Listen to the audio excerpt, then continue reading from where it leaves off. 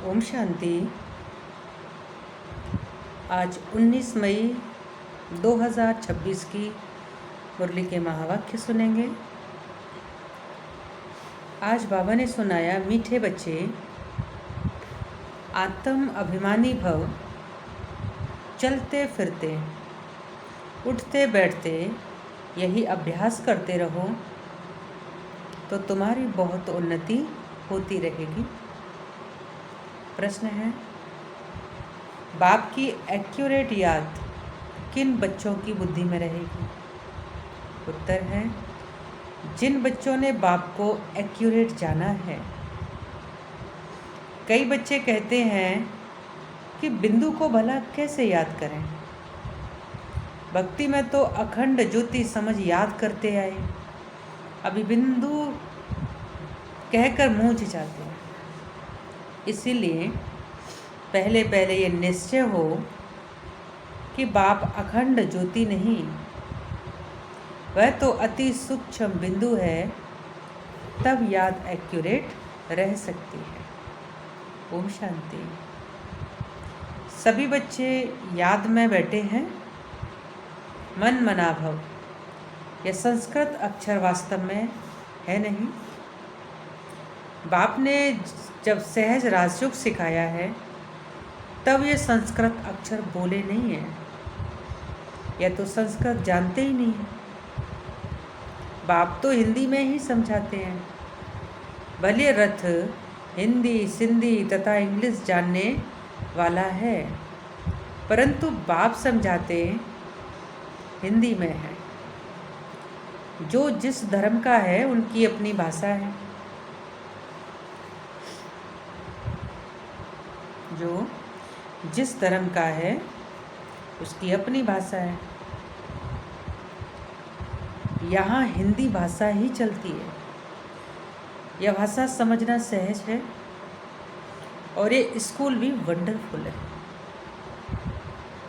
इसमें कोई भी कागज, पेंसिल, पन्ने आदि की दरकार नहीं रहती है। यहाँ तो सिर्फ एक अक्षर को याद करना है, अर्थात बाप को याद करो। गॉड को अथवा ईश्वर को अथवा परम पिता परमात्मा को कोई याद न करें, यह मुश्किल है। याद सभी करते हैं, परंतु उनकी पहचान नहीं है। बाप ही आकर अपनी पहचान देते हैं। शास्त्रों में जो कल्प की आयु इतनी लंबी लिख दी है, वह बाप आकर समझाते हैं। बहुत बड़ी बात भी नहीं है। अहिल्याएँ, बूढ़ी बूढ़ी माताएँ क्या समझेंगी? यह तो बहुत ही सहज है, कोई छोटे बच्चे भी समझ सकते हैं। बाबा अक्षर कोई नया नहीं है। शिव के मंदिर में जाते हैं तो बुद्धि में आता है कि यह शिव बाबा है, वह निराकार है। सभी मनुष्य मात्र बाबा कहते हैं। हम सर्व आत्माओं का बाप एक है। सब जीव की आत्माएं जो शरीर में निवास करती हैं, बाप को याद करती हैं। सब धर्म वाले जो भी हैं, सब परम पिता परमात्मा को जरूर याद करते हैं। वह है परम धाम में रहने वाला बाप। हम भी वहाँ के रहने वाले हैं, तो अब सिर्फ बाप को याद करना है। चाहते भी हैं कि हम पावन बने, बुलाते भी हैं, हे पतितों को पावन बनाने वाले आओ। नई दुनिया पावन थी, अब फिर पुरानी हुई है। इनको कोई नया नहीं कहेंगे। भारतवासी जानते हैं, नए भारत में देवी देवता राज्य करते थे। जब नया भारत था तो उसके आगे क्या था? संगम। इससे भी सहज कहना चाहिए, नए के आगे पुराना था। संगम को मनुष्य इतना सहज समझ नहीं सकते। न्यू वर्ल्ड, ओल्ड वर्ल्ड, इसके बीच को फिर संगम कहते हैं। नई दुनिया, पुरानी दुनिया, इसके बीच के समय को बाबा ने कहा संगम कहा जाता है। बाप के लिए ही कहते हैं, हे पतित पावन आओ, आकर हमको पावन बनाओ। हम पतित बन गए हैं। नई दुनिया में कोई पुकारेंगे नहीं। अभी तुम्हारी समझ में आ गया है कि यह भारत पावन था। हे पतित पावन आओ, यह तो बहुत समय से बुलाते आए हैं। उनको ये पता नहीं कि पतित दुनिया कब पूरी होगी। कहते हैं शास्त्रों में ऐसे लिखा हुआ है कि अभी 40,000 वर्ष और कलयुग पतित दुनिया चलेगी। बिल्कुल ही घोर अंधेरे में है। अभी तुम रोशनी में हो। बाप ने तुमको अब रोशनी में लाया है। ये 5,000 वर्ष में सृष्टि का चक्र पूरा होता है। कल की बात है। तुम राज्य करते थे तो बरोबर लक्ष्मी नारायण का राज्य था, स्वर्ग था। पावन दुनिया में कोई उपद्रव आदि हो नहीं सकता। उपद्रव होता ही रावण राज्य में है। यहाँ तुमको बाप समझाते हैं। तुम सन्मुख कानों से सुनते हो। कौन सुनते हैं? तो आत्मा। आत्मा को बड़ी खुशी होती है कि हमको बाप फिर से आकर मिला। बाप से वर्षा लिया था, अब बाप कहते हैं मुझे याद करो। इसमें कोई लिखने पढ़ने की बात नहीं। जब कोई आते हैं तो पूछा जाता है आपका कैसे आना हुआ, तो कहेंगे यहाँ के महात्मा से मिलने। क्यों? तुमको क्या चाहिए बताओ? कोई बिच्चा चाहिए? सन्यासी हो तो रोटी टुकड़ा चाहिए। सन्यासी किसके पास जाते हैं? वह रास्ते में मिलते हैं तो रिलीजियस मनुष्य समझते हैं यह फिर भी पवित्र मनुष्य हैं, इनको भोजन खिलाना अच्छा है। अभी तो पवित्रता भी नहीं रही। बिल्कुल ही तमो प्रधान दुनिया है। इसमें बड़ी गंदगी है। मनुष्य कितना हैरान होते हैं। यहाँ तो हैरान होने की कोई बात ही नहीं है। बाप कहते हैं लिखने करने की भी बात नहीं है। यह पॉइंट्स आदि भी लिखते हैं धारण करने के लिए। जैसे डॉक्टर लोगों के पास भी कितनी दवाइयाँ होती हैं, इतनी सब दवाइयाँ याद रहती हैं। बैरिस्टर की बुद्धि में कितनी लॉ की बातें याद रहती हैं। तुमको याद क्या करना है? एक बात, सो भी बड़ी सहज है। तुम कहते हो एक शिव बाबा को याद करो। वह कहते हैं शिव बाबा कैसे आएंगे, यह भी तुम्हारे सिवाय और किसको पता नहीं है। ईश्वर कहाँ? ईश्वर कहाँ है?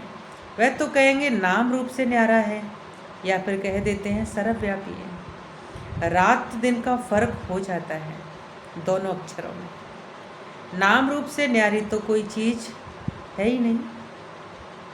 फिर कह देते हैं कुत्ते बिल्ली सब में परमात्मा है। दोनों एक दो के अपोजिट बातें हो गई। तो बाप अपना परिचय दे कहते हैं मुझ बाप को याद करो। गाया भी जाता है सहज राजयोग। बाबा कहते हैं योग का अक्षर निकाल दो, याद करो।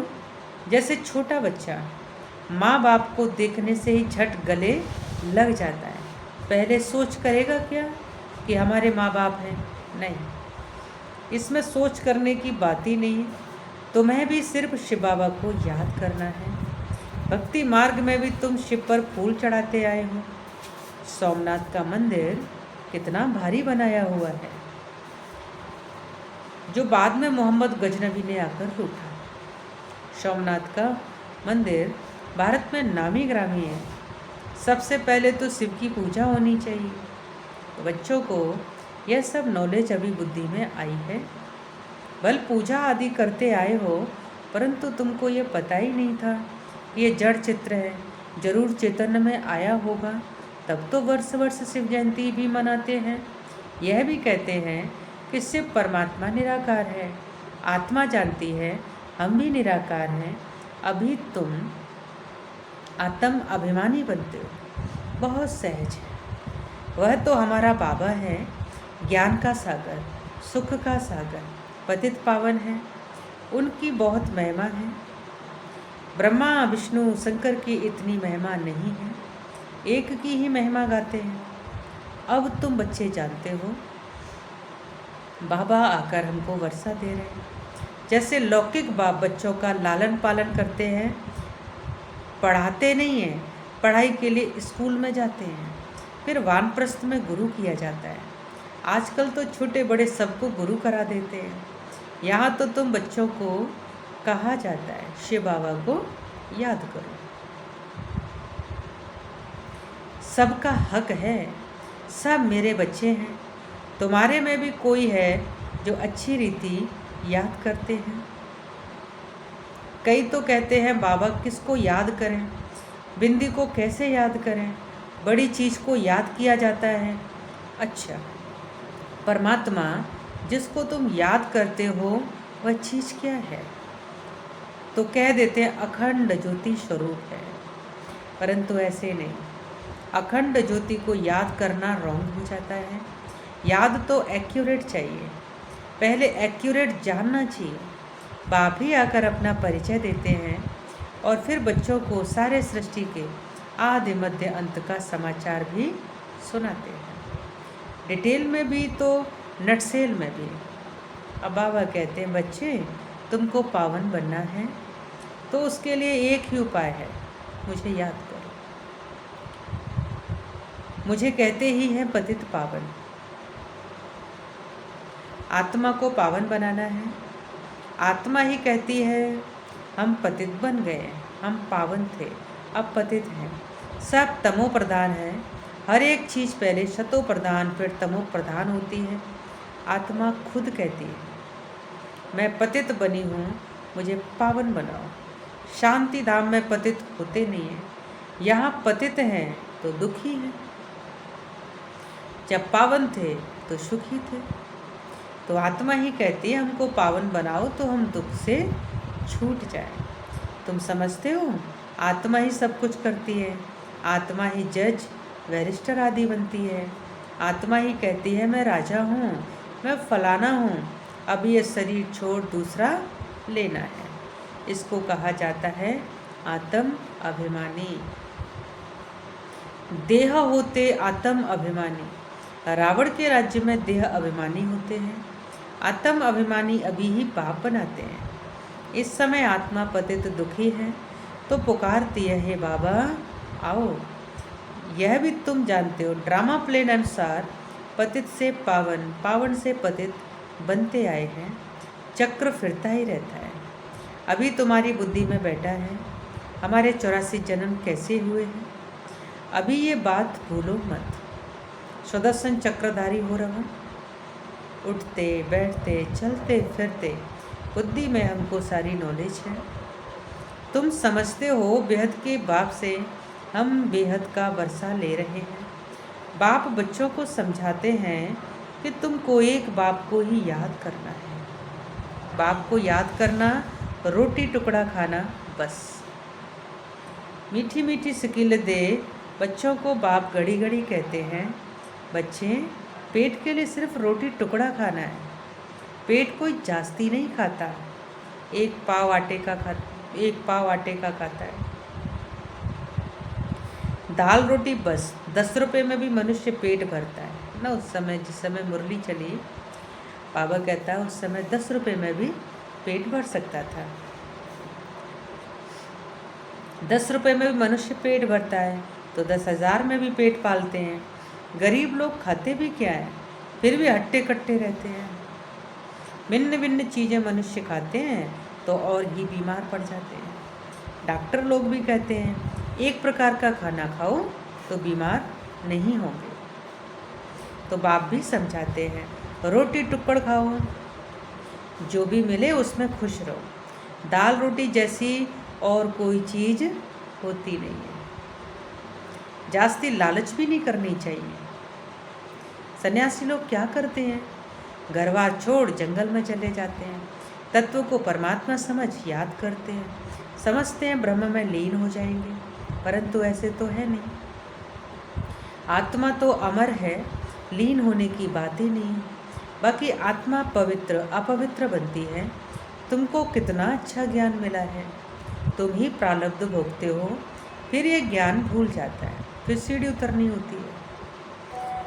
अब तुम्हारी बुद्धि में सारा ज्ञान बैठा हुआ है। हम 84 जन्म कैसे भोगते हैं, यह पाठ कभी भी कोई का बंद नहीं होता। ये बना बनाया ड्रामा है जो फिरता ही रहता है। यह कह नहीं सकते कि भगवान ने कब कैसे कहाँ बैठ बनाया। बाबा कहता नहीं, यह तो चला ही आता है। वर्ल्ड की स्टेज ज्योग्राफी रिपीट होती ही रहती है। इन बातों को कोई समझते ही नहीं। तुम जानते हो हम ड्रामा प्लेन अनुसार आए हैं, अब फिर से ड्रामा अनुसार राज्य ले रहे हैं। और ये बातें और कोई मनुष्य नहीं समझ सकते। पूछा जाता है ड्रामा सर्वशक्तिवान है वह ईश्वर, तो कहते हैं ईश्वर सर्वशक्तिवान है। समझते हैं वह सब कुछ कर सकते हैं। बाप कहते हैं मैं भी ड्रामा के बंधन में बंधा हुआ हूँ। पतितों को पावन बनाने मुझे आना पड़ता है। तुम सतयुग में सुखी बन जाते हो, मैं भी जाकर विश्रामी होता हूँ परम धाम। तुम सिर कुल्हे चढ़ जाते हो, तुम्हारी शेर पर सवारी है। तुम जानते हो सेकेंड बाई सेकेंड जो भी चलता है वह ड्रामा की नूंद है। तुम बच्चों को कितनी अच्छी नॉलेज है।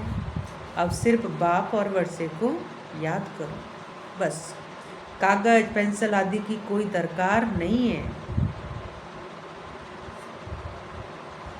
ब्रह्मा बाबा भी पढ़ते हैं, वह तो कुछ रखते ही नहीं। सिर्फ बाप को याद करना है तो वर्षा मिलेगा। कितना सहज है। याद से तुम एवर हेल्दी बनेंगे, यह है धारणा की बात। लिखने से क्या फ़ायदा होगा, यह तो सब विनाश हो जाएगा। परंतु कोई याद रखने के लिए लिखते हैं। जैसे कोई बात याद करनी होती है तो गांठ बांध लेते हैं। तुम भी गांठ बांध लो। शिव बाबा और वर्षे को याद करना है, यह तो बहुत सहज है। योग अर्थात याद।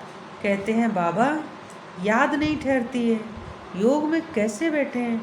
अरे लौकिक बाप की याद उठते बैठते चलते फिरते रहती है। तुम भी सिर्फ याद करो, बस बेड़ा पार है।